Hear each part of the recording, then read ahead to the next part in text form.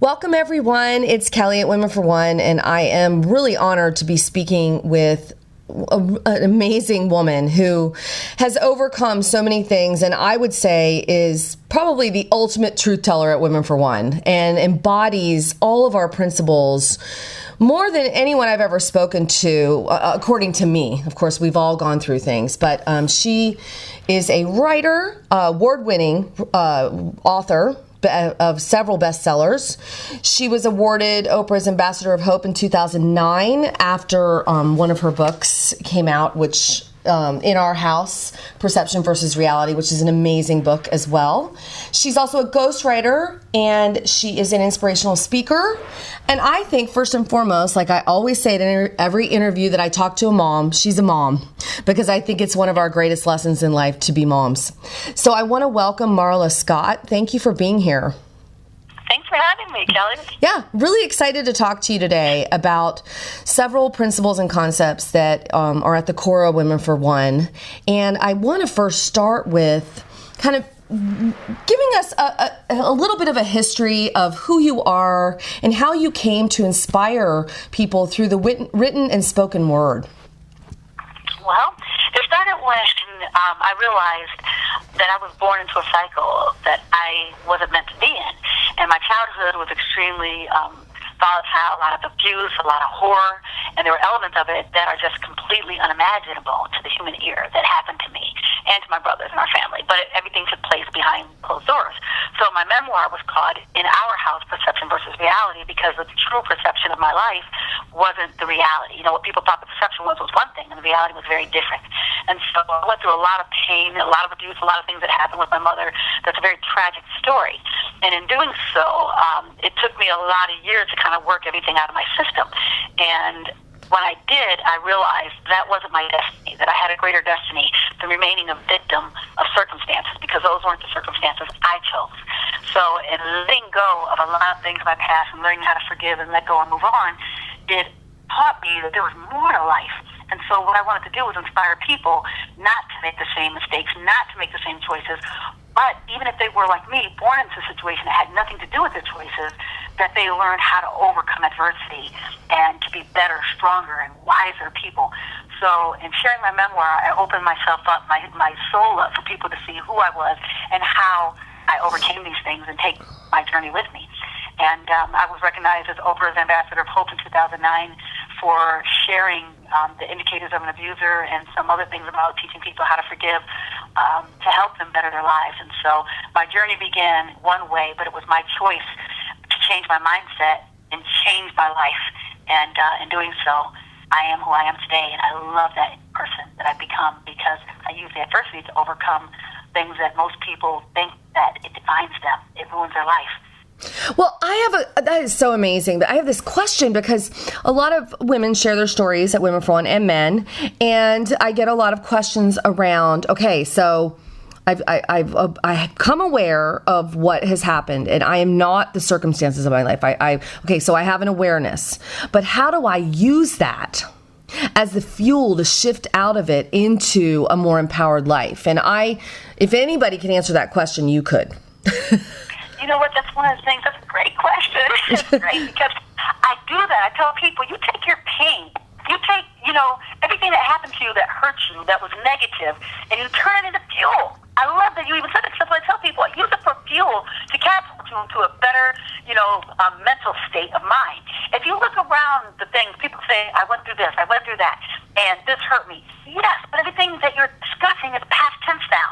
You've been through it. Look behind you and to realize, wow, I actually came out of it. I'm not still there. So now that you're out of that situation, what did you learn from it? Take the lesson, leave the pain, take the fuel from everything that hurt you, all that anger and animosity you have, and burn it. Let it burn and use it to get you as far away from that as you can. Because your history is meant to make you stronger.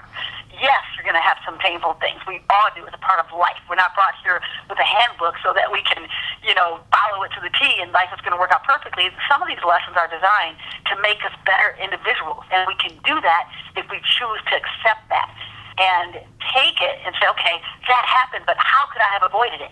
What people don't understand, Kelly, is sometimes the lessons are there to help you become a better version of you. But then sometimes those lessons, although they may be catastrophic in your own life, it's meant for you to take that and teach someone else how to avoid it or how to overcome it. And in doing so, you're actually learning to heal yourself. That's a part of healing. Right. It's teaching. And people don't get that. Do not keep your pain locked inside, ever.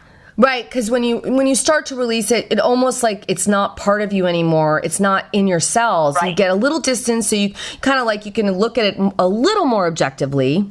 Like, why did this happen? And start to question it and understand the lesson in it a little bit more. I was just wanted to ask you this because it's so interesting. I've been going back and forth with an author who posts a lot on Facebook, and he would be fine his name's Jeff Brown, and he writes about, circumstances don't always happen to us to teach us a lesson. And I was saying, I don't really agree with that. And so we've been debating that in the way of like, do you believe that the circumstances that happen, it's not that you chose them, but it's that you have a choice after them, right? To make it what you want it to be. Yes. Because circumstances, I agree with him to a point, because yes, circumstances happen, but it's not like, okay, this is the only way that you're going to get this. Sometimes for some people it is. However, it's not the circumstances. I was born into mine. So, you can't say a baby, that was a child that was brought into this lifestyle, those are the circumstances to teach me a lesson.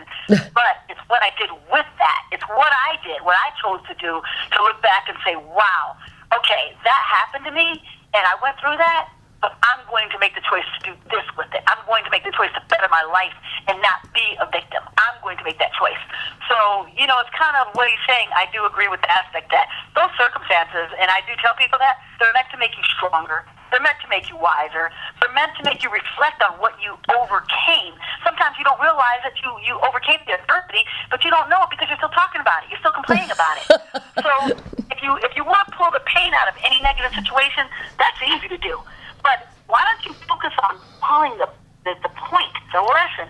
What did you learn? And it's not always easy to find it when the pain is so significant as it was for me. It's not easy to find it. God forbid, if you lose your child, it's very painful. You can't say, okay, what's the lesson in that? You see what I'm saying? Mm-hmm. You're not there yet. However, the lesson could be the relationship you had, the love you shared, the truth was there, what you taught, what you gave, and how you inspired, among many other things. And you may not get there immediately, but that's what you should seek to find out what is the lesson in that. And sometimes you may not see it. Circumstances, may vary, and you may not be able to find it no matter how hard you look. But that's the objective, to change your mind and say, okay, then what can I do to be better from this, to learn from this, and how can it help me? It's there, but you have to sometimes fight to see it. It's there. I love that you say that, because that's really about the next place I was going to talk about, which is that choice place. Like you just said, yeah, you might not make a choice to be in the circumstances, but when you come out of it, you have a choice on how to react, obviously. Yeah. And I mean, I know personally, like, I remembered my sexual abuse of my father, who died when I was 16, when I was 28. Like I had repressed it so much. But when I remembered that, to make a choice to not be a victim to it and not blame everybody else in my life for my circumstances, took a lot of work. Because I grew up blaming my mom for everything. And that kind of blew my mind when I realized that, and it kind of shook me up. It's almost like sometimes it takes something to shake you up. Do you agree? Absolutely, because, I came through, when people read my memoir, they are blown away at the life I had. And people say, I could never imagine you went through it. No. I said, well, I didn't tell you about it because I actually did. I came through it, and I'm fine. I'm better off because of it in some aspects, because I may not be the individual I am today. However, when I look at the situations and things that happened, with my father, as far as the physical abuse and things like that, with my mother and my brothers and things, he was very difficult to forgive for a lot of years. I was very angry with him because, I lost my mother because of a lot of things that transpired in that house. However, what I looked at was, I didn't really realize, I was very angry with him and busy being so filled with hate towards him in some aspects of my life. Although I loved him, I always loved him. I had a love-hate relationship. But I realized, what did he go through to make him this individual? What happened to him? See, we don't go sometimes beyond our own pain to look at what caused someone else. He wasn't born like that. He didn't magically wake up and was abusive. Something triggered him to turn that way. And so I had to ask, for forgiveness and that because I didn't understand it, but there was something there too. So sometimes you have to let go of things and move on into a healthier place instead of staying where that pain is. People like to live where pain is, and trust me, you're not progressing, you're not growing, you're not helping yourself. And if you have children, you're teaching them to be unforgiving, you're teaching them to hold on to anger, and one day that may backfire on you. I completely agree. So really your memoir is a lot about growth and awareness and forgiveness. It sounds like that is really what In Our House is about. With that, you made a choice to forgive. We all have choices, and it's a powerful choice because I tell people that forgiveness is powerful and hate is too, but one heals and the other destroys.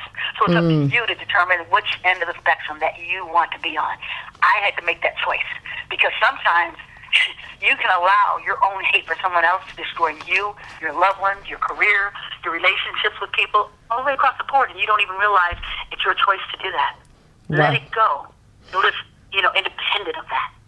And I think it's so awesome that, people can go and read your book and be like, wow, I didn't have a life like that. And look what I'm holding on to. I mean, you are the ultimate truth teller in that way. Like, look, I'm sharing my story and I have made the choice to forgive and I am successful and I am powerful. And that statement is just, it's so courageous, Marala. I really appreciate you.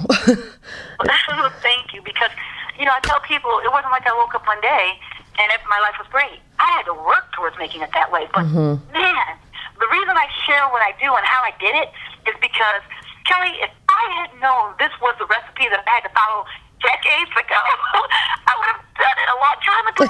But I didn't know. So I had to come closer to my faith. I had to let go of a lot of anger. I had to forgive, and then I had to start investing in myself. How do I make myself a better person? How do I learn to overcome things? And what I learned and I started practicing it, boy, I started seeing the changes in my life. And once you have those changes, you do not want to go back. I never want to go backwards to the individual that I was.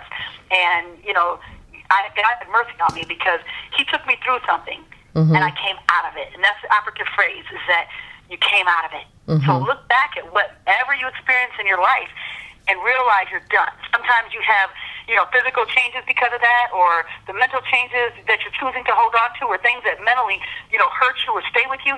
But you can make the choice to say, that happened, it's over, I want my life back. Reclaim your life. Reclaim your life so you can go after your true destiny, because that wasn't it. And this is your true destiny. And so what you're doing now. And speaking of that, you have a new book out called Intuition that I want to talk about, because I have some quotes that I want to ask you about. And this book is a novel inspired by true events of your life and co-authored with your daughter, which I think is so awesome. Oh my gosh, I love this book because if you think about it, intuition is a powerful word in itself. It has so much power because it rises above reason, so you may not always understand it. However, it has the ability to protect you from others, to guide you on a path in making decisions for your career, your personal life, in so many different ways if you just learn to understand it. And a lot of times people are afraid of what they don't understand. And I completely agree. And I think about 10 years ago, I felt like I learned that intuition was a muscle. And the more you exercised it like a muscle, the more you got in touch with it. And really, that was kind of the way I thought of it, that metaphor. And so I really practiced listening to my intuition and understanding what intuition and guidance was compared to my fears, if that makes sense. Do you agree? Yeah, absolutely, because that's one of the things, the messages in the story. It begins with my daughter, Alyssa Kirby, who co-authored the book and designed the cover. She actually was asking about how do I get like you, Mom, when she was younger? How do I develop that? I see you trust it. I see it work. So if I have it. And so that's where our journey begins in intuition, as teaching the reader in a very palatable way how and why to trust it and giving me examples. And the way the story came to be was actually almost miraculous in its own right. But, it's kind of like it has lessons, but you don't know what it is, and you don't know how to trust it, and you don't know if you've ever had it. The answer is, regardless of your faith and what you believe in, because I'm a Christian and I have a direct pipeline that I keep with God, And my intuition is the way he protects me. It's a gift that he gave to me. I believe it's God-given. But it doesn't matter your faith because you have it anyway. You have it. And so you may as well learn how to cultivate that into something more powerful in your life and go back to basics and use it because it is a lifesaver. Well, and I want to talk a little bit about an experience that we talked previously about that I had with a dear friend because it mirrors something in the book that I want you to talk about for a minute. But my dear friend, Jules, who I've spoken about before, died 7 years ago of liver cancer.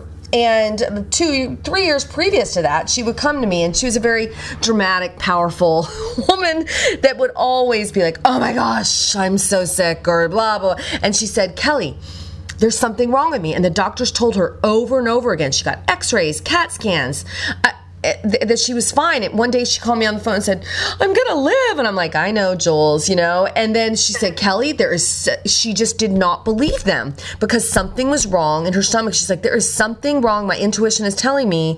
And she went back for one more MRI and found out she had a pear-sized tumor in her liver that they had missed because it was encapsulated. And it gave her 2 years more of her life with her young children. That is what intuition can do. And I think it's so cool because it's, something similar happened to you. Oh, yeah. I mean, what was going on with me is that a few years ago, I had some problems. I was having a lot of problems in my head, and I went to the doctor. I went to go see a neurosurgeon, and, I said, right here, I'd point to the top of my head and say, there's something in here. It's something, really, really bad. But I kept telling them, and they did CAT scan around stuff and said nothing there. I went to several doctors, and they all said the same thing. They didn't see anything. So finally I went back to my family physician, and he said, no, I believe you, because, I wasn't that kind of person. I didn't complain about my health, but I was very adamant, and he knew it. He detected that. So he said, I found a neurosurgeon I want you to see. He's an expert in this area, but he has a test that he can run that no one else is running on you. So we want to try it. We didn't have that, at the time. Some of those doctors weren't using it, but he will. He ran the test, and my head lit up like a Christmas tree. I had multiple brain aneurysms in the area right below where I was putting my finger, right there. Wow. And so I went in and had surgery, a craniotomy, a few days after that. And it was interesting because when I came out of it, kind of like I didn't worry about it because God told me I would be okay. So I went through, shaved my head, had the surgery, and I see that's okay. I was kind of, scary looking for a little bit, but I came home and my daughter and my husband afterwards, and my son kept trying to help me get back to where I was, but I had damage to my short-term memory. And with that being said, my husband said, you need to get your passion back because you love to write and you love helping people. And I was thinking, but I can't even read anymore, and I can't remember anything. And so my daughter said, well, let's begin with writing. Let's start writing. He's right. Let's write something together. And so she helped me, and we started with intuition. She said, let's go back to write about what we know. She said, because your short-term memory, Mama, is not good. However, your long-term memory is still there. So let's talk about something that was always important and significant to me, your intuition. And so we started writing the story about how, I came to use my intuition. And my intuition was actually born out of my childhood, out of a heightened state of fear. So I know where it began because I know when I began having it and trusting it, but I didn't know what it was called then. So we started taking people, the reader, on the journey with us and how she learned to develop her intuition.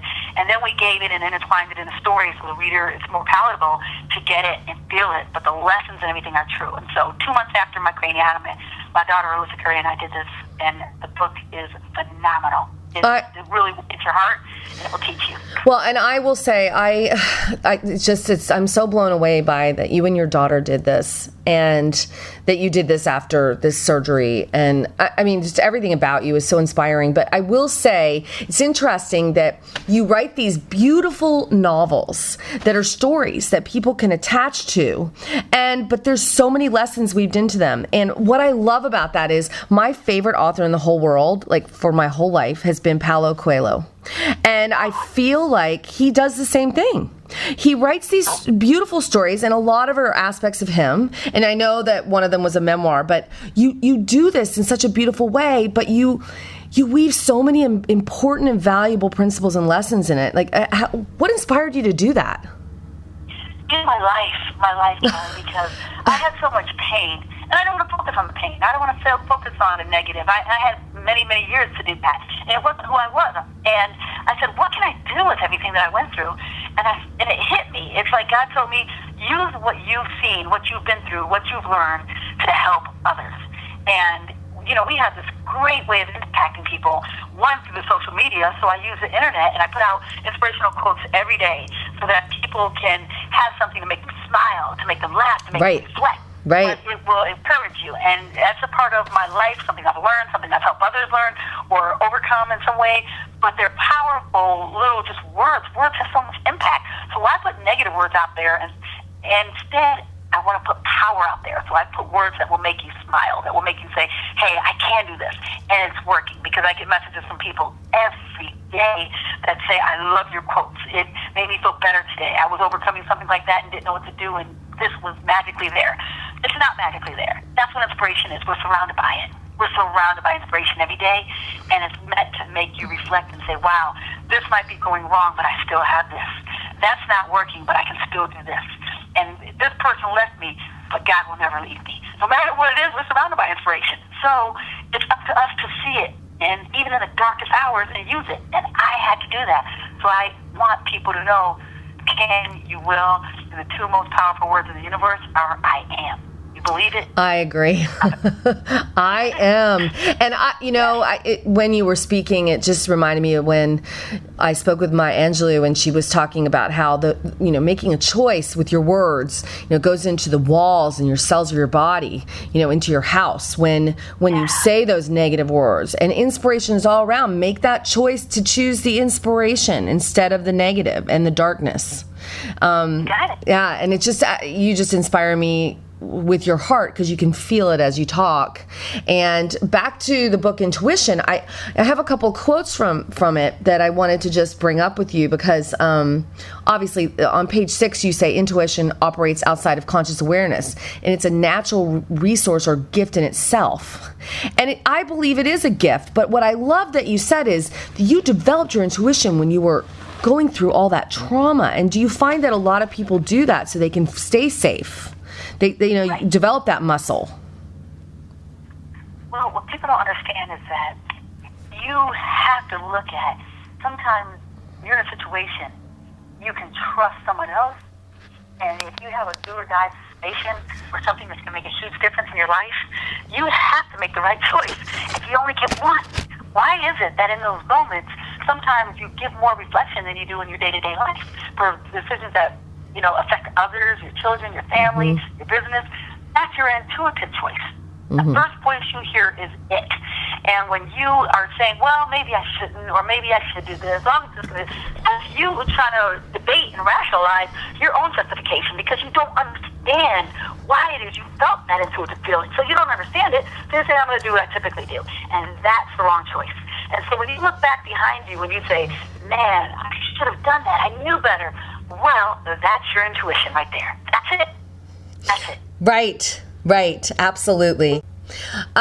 The other thing I wanted to talk about is on page 132, you say, you really incorporate love into this. You say you cannot change history, but you can add to the final outcome by changing your future. Share your gift of life with love. I love that. Thank you. It speaks volumes if you just absorb those words. Absolutely. You can talk about it. You can be angry about it. You can complain about it. You can't change history. It's done. That's why it's called history. That means it's final. However, you can add to it. You can add to the outcome of the final outcome of your life with the way you think, with changing your mindset. And you can do it with a lot of love if you choose to. You can do it with a pure heart. You can do it with no animosity and anger. You don't want to change, your future with anger, using anger. Fuel that with love and use a loving perspective and compassionate approach to your life, because it's your life. And whatever you do to hurt someone else's life, you're hurting yourself too. Whatever anger you have towards someone else, it stems from within you. Doesn't it? Derives from you. It's all you. And you talk about that in your memoir, Perception versus Reality. What is your perception versus what's going on? I mean, you could play on those words so much with life. Yes. You get it? There's nothing else to say. You so get it, because you can play on those words. And that's why, we call it in our house perception versus reality. The perception is one thing that people saw, but the reality of our life was completely horrific. And so, that's again, you have to, if you want to change your life, you have to be honest about it. You have to accept the reality of it, because you can go and do anything you want to cover up the pain, to cover up the scars, to cover up the hurt, and to suppress it. But you know what? You're not going to get the help that you need if you're fooling yourself. Absolutely. And so you are also an inspirational speaker and a ghostwriter, which I find is awesome. How do you help people tell their stories? Like, obviously, you're similar to what I'm doing in a different way because you're an incredible writer and author. Can you talk about that for a minute? Absolutely. Well, the reason I write, it was actually my husband who encouraged me to help tell stories for so many people. And he's like, you're an incredible storyteller. You need to really help people get their message out. And people would ask me all the time to ghostwrite their story. And I was like, I don't know. But then I realized, a lot of times people didn't see what they had in their story, so I was reluctant to do so. They would look at it and say, I want to tell my story about this, and I went through that. It was very painful, and I was like, okay, so where's the inspiration? And they want to just tell another painful story, and that was their legacy. You see, that's what they would be leaving as their legacy, was pain. And I said, well, why don't you look at the lessons in your life? Let's go back and look at it now that you're older and it's happened, and be unbiased about it. Let's review it differently. And so when I work with people, they come typically and spend 3 days with me in a cabin, and they typically, the best way I can say is they unzip their soul and let me go in and see what's there, and they share their life with me. It is remarkable. The gentleman who, Dave Tuckaroo Jr., who did Back to the Bone, I wrote his story, but he actually spent time with me, and he let me know things that his family said they never knew. And he shared it truthfully, but then they understood it. They said, wow, that made sense. Your dad got it. And so in order for me to help people, I can't change you. I can inspire you and encourage you to see things differently, but sometimes the lesson that you thought, was there to damage you, hurt you, and devastate you, as in David's position, and from his perspective, by the time we finished his book, Back to the Bone, the story of David Tuckaroo Jr., he was like, oh my God, I had this incredible life, he didn't realize it. And he was diagnosed at the age of 25 with a rare form of leukemia, and was told that he was going to live, and diagnosed on Christmas Eve, but he's still here. He overcame it. He fought it. He was living his life prior to that as if it was just like he didn't want it anymore. But his mindset changed. By the time he finished the book, he realized how much power he had. He was afraid of his own power. Now he's not. So he's making a difference by getting people to register to be a bone marrow donor, which is what stage is like. So sometimes you can see there's more power in your life, in your message, and what you went through, and there's an example of it. He went through incredible pain, but he realized, like, wow, I beat this leukemia, and I had a donor from Germany that, selflessly gave me his bone marrow donor to save my life. Even when they said that it wouldn't make a difference, he still donated it, and I'm here. And he's, 7 years cancer-free now. And so with that's the message that came out of his life, is you have so much power with it, and he's using it to get other people to save lives. Who would have thought ever? And that's incredible. And it's like the first thing I heard in my head is the truth shall set you free, but also the resilience of the human spirit. We don't even realize how resilient we are because we're too busy staying in our story instead of releasing that story, right? Right, absolutely. We're so busy staying there. Yeah. We don't release it so we can go learn from it. Because he did. He is. His power that he's changing. I love that you're a vehicle for that, because if you think about it, people would say, why do you encourage women to share their stories? They're just going to perpetuate their victimhood. I've had people ask me that on my site. I'm like, oh no. If there's a story where someone shares their victimhood and just stays in it, and it's like, I will write them back and say, we really ask that you share, what lessons did you get from this? Where have you come from this? Where are you going? Because that's what we're doing. We're trying to inspire everyone in the world to realize to take some self-responsibility for the circumstances of their life. You're so right. It's not about saying share your story. Sometimes, too, you have to understand, when you encourage people to share their stories, you're encouraging them to get it out so they can hear other perspectives. Someone, they may feel like, wow, I was taken advantage of, I was hurt, I was abused, I was broken, and I'm not going to get back up, and I'm so angry. But then there's someone like you, Kelly, that can say, yeah, but did you do this, and you've overcome this, and you do that, and talking about it can help change even their perspective. So when you're sharing, it offers the opportunity for someone to help you. Right. You really don't realize you need the help. So I think and it's tremendous what you do. Oh, thank you. Well, and it's so cool how aligned we are in what we're doing, because we both, it's great to be able to speak with someone that is doing it in even I believe, I mean, we're both equally powerful, but wow, what you're doing just blows me away. So I really appreciate you, and I encourage our community to come visit your site. Can you tell us where to find your books and your site? That would be wonderful. Oh yeah, my books are available on Amazon, iTunes, Kobo, any site that you want to go to, you can find it. And I have In My House, Surrounded by Inspiration, Bad to the Bone, The True Story of David Tuckeroo Jr., and Intuition, my latest novel, co-authored with my daughter, Alyssa Curry. And you can go to my website, MaralaScott.com. That's MaralaScott.com. I have inspiration there. I have a blog there with incredible stories. And you can find me on Facebook and Twitter as well. And every day you're going to find something so positive and amazing. It's going to make you smile. Oh, that's so exciting. Well, I'm so honored to have spoken with you. And we will have your book, Intuition, highlighted next to this interview on our site as well. And I will hopefully be speaking with your daughter, which will be amazing to talk to a young woman that is so inspired by her mom to be a better person and to be such a powerful young woman. We need those women and men in this world to uplift us, the young ones, the young generation. Yeah, it's important because it's up to us to teach them how to use their own power in a positive way to help shape this world. And if they learn from us, they're going to be doing it willingly. And her choice to do this, it's just that, it's her choice. And I love it. So my son does the same thing. My daughter, they have passion for life. And teachers do that. That's important to teach them. But if you don't know, it doesn't mean you don't teach it. Learn how. Because it's never too late to teach someone. Never too late. It's never too late. And that's how I'm going to end with you. It's never too late. Thank you so much, Marala. I'm just honored to have spoken with you. Check her site out, everyone, and thank you for listening.